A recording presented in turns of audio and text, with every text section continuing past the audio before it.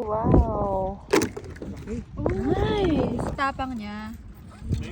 Ang tataba ng crabs, oh. Hello everyone! Okay, so mukhang na-miss niyo na agad yung pagkakrabing ko, kaya naman ngayong araw magkakrabing ulit tayo. Natutuwa ako dahil sa simpleng panghuhuli ko lang ng crabs ay natutuwa din kayo. I'm just being me sa pagkakrabing ko pero sobrang na-appreciate niyo yun. Pahuhuli ko nga pala ay lulutuin ko naman sa ginitaang kalabasa with sitaw. So let's go! Eto nga at bibili na ako ng mga pangpain sa crab. Nakakatuwa nga dahil may mga kapwa Pilipino tayong nakakilala din sa akin dito. Hi! So mga Filipino worker din sila dito sa Fairways, malapit sa subway. Hi ka kuya. Hi. Thank you. Thank you po. God bless. Thank you. Yan nga at nandito na kami sa James Island. At kasama ko ngayon yung sister ko, tsaka si Peping. Sila yung kasama ko magkakrabing ngayon. First time ko makasama yung aking sister sa pagkakrabing. Kasi busy person ang lola mo. Sobra ako natutuwa na nandito ako sa Canada. Kasi yung mga ganitong bagay ay hindi ko nararanasan sa Pilipinas. Kaya ng mga kinakain ko, hindi ko na kailangan gumastos para lang makakain ng mga ganito. Bagkus, galing sa aking paghihirap at tiyaga. At isa pa, syempre, natitipid din naman ako. Ayan sila Pep. Kasama namin si Pepa. Guess ko ngayong araw si Peping. Si Peping ang guest. May dalawa tayong classmates sa pagkakrabing. Binila namin tong camping chair namin na may talukbong para hindi kami mainitan. Ayan. So, itong chicken yung nabili ko. Ayan. Lalagay natin dito sa pang-trap. Dalawa yung lalagay ko para. So, tatlo na. Tatlo na ilalagay ko para sure na may maka-akit. So, tatali na namin tong isang trap. Dalawa uli yung trap namin na iiit siya. Sana may makuha kaming marami ngayong araw.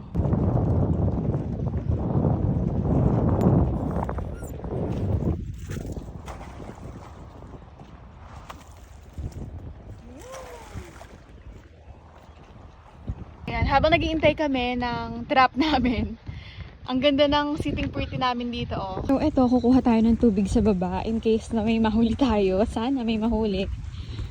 Para maiuwi naming fresh at hindi mamatay agad.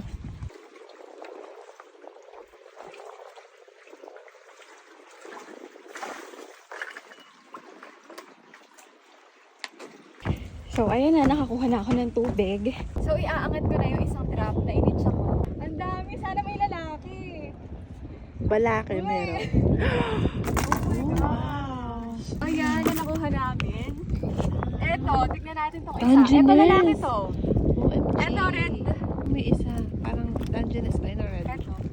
Dungeness to, tas eto red rock. So, tignan natin kung pasok siya sa sukat. So, etong maliit, hindi siya pasok, kaya hindi to pwedeng kunin. So, eto namang malaki, Is it a girl? Oh, it's a girl. So, hindi namin siya pwedeng kunin. Goodbye, girl. Goodbye. So, eto naman, tignan natin.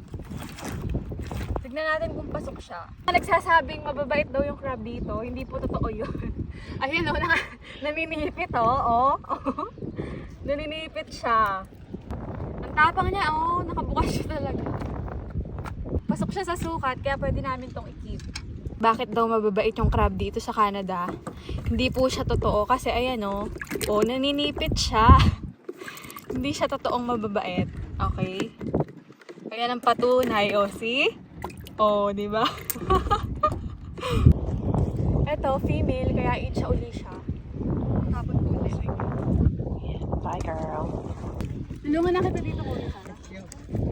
Ayan. Shoutout nga pala kay Kuyang Pinoy. First time lang daw niya mag-grabbing kanina. Thank you so much nga po pala sa binigay mong chicharong baboy sa amin. Si Kuya Mark nga daw pala yung pangalan niya. So, kukunin ko na ulit itong isa. Sana meron din dito. Mukhang mabigat siya. Kaya, meron. Oh, wow. Uy! Wow. Nice! Mga babae sila. Gusto mo mga babae. So, ito, hindi namin ito pwedeng kunin nga kasi babae. Uy, ang bilis lang to. Tumakas. So, tatapon natin tong mga babae kasi hindi siya pwede. Ayan.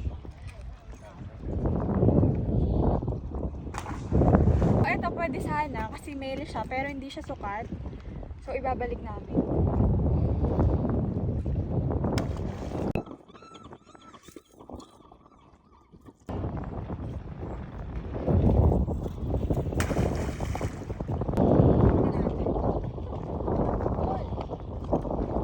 Tignan natin kung meron ulit. May nakuha kaming isang malaki. Ayan siya. Mahirap siyang kuhanin kasi nagsumuot siya doon. Sa wakas, nakuha ko na rin tong ayaw magpakuha dito sa may trap. Ayan siya, napakalaki niya. Sobrang swerte. Kala nyo lang luto siya, pero hindi siya luto. Red crab ang tawag dito. Mukha lang siyang luto talaga. Ayan, dalawa na yung nakukuha namin so far. Laki nung mga galamay niya. Ayan.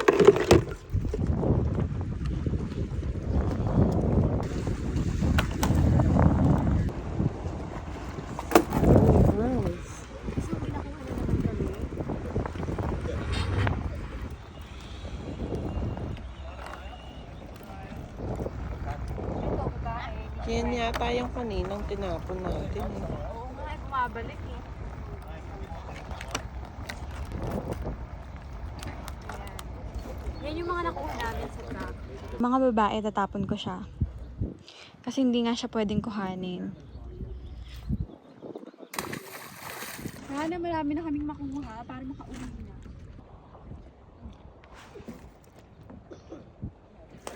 Sana swerte siya.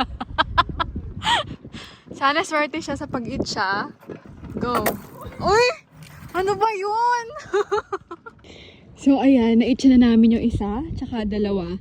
Sana madami uli kami makuha ngayong araw. Hilahin ko na ulit. So tignan natin kung may makuha. Ayun! Uy, meron! May nahulog? Ayan! Uy, ang laki ang gaan nito. Kukuhanin namin to kasi pwede to. Maliit siya. Hindi siya pwede, tsaka babae siya. Kuhanin na uli namin yung isa pa. Sana meron uli dito. Ito ang initsa ng ate ko. Siya na naman! Sana naman! Ayan, babae siya, hindi siya pwede. So, ibabalik namin. So, guys, ganito ang paghawak ng crab. Kailangan yung hawakan dito sa paa para hindi siya gumalaw ng gumalaw. Yun. So far, 4 na yung nakukuha namin. 4 na malalaki. So, nakakatuwa dahil nakakuha pa rin kami kahit pa isa-isa. Natutuwa ako kasi nagugustuhan niyo yung pagkakrabing ko. Kahit na nangunguha lang naman ako ng crabs. Pero pinaka nagugustuhan ko kasi sa pagkakrabing, yung nakakakuha ko ng crab syempre. Pero at the same time, nag-e-enjoy din ako. Kasi ganito talaga yung mga hilig kong gawin. Sumasabit siya.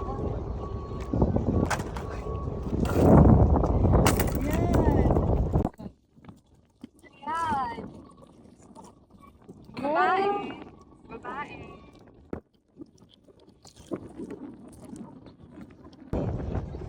Ayan. Swerte ni Kuya. Pag babae, Si medyo Kuya, pabilog siya. napakaswerte niya ngayong araw. Panay red rock yung nakukuha niya. So try natin tong sa amin.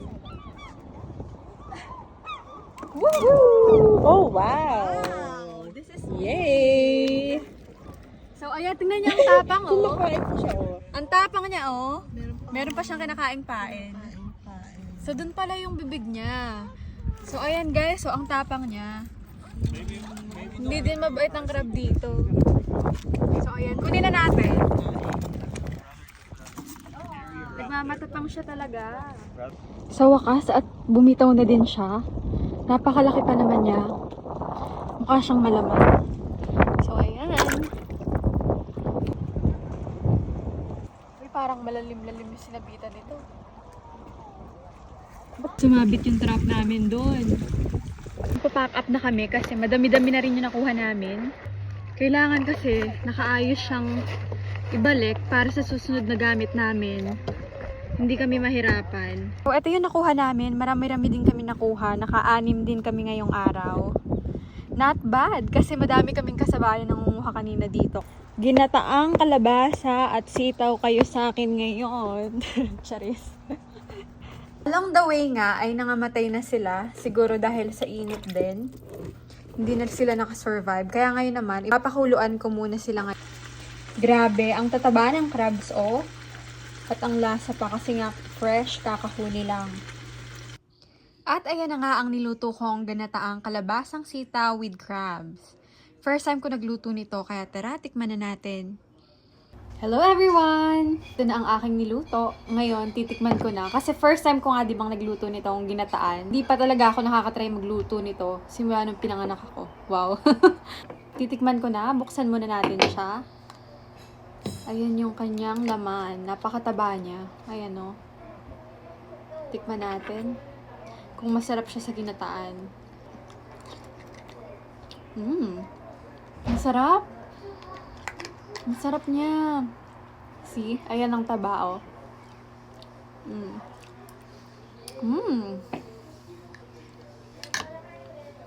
So, try nating buksan itong galamay. Okay. So, hindi ako magkukutsara kasi. Bakit ako magkukutsara? Ayan. Ito ang laman niya. So, kuha tayo ng kanin. Ayan.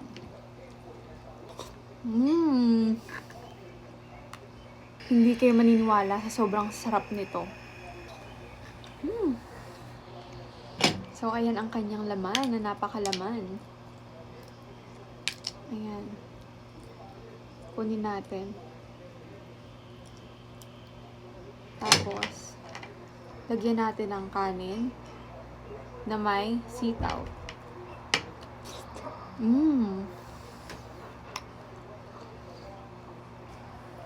Ang sarap.